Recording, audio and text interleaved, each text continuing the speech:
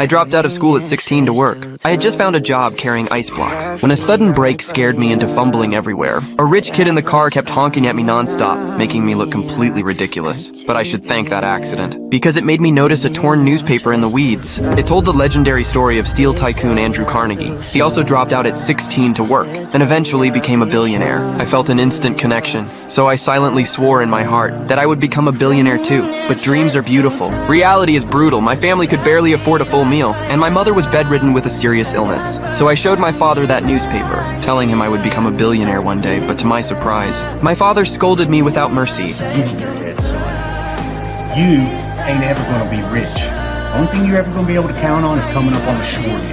That's what was handed me by my daddy, and I'm sorry, that's all you're ever gonna get from me. I fell silent after hearing that, but the dream still burned inside me. So at midnight, I told my mother I wanted to go out into the world on my own. I didn't know what my future would look like, but at least there'd be one less mouth to feed at home, and maybe the saved money could pay for her medicine. After kissing her goodbye, I turned away so my tears wouldn't fall, and once again I swore in my heart, no matter what Daddy says, I don't accept being forced my destiny.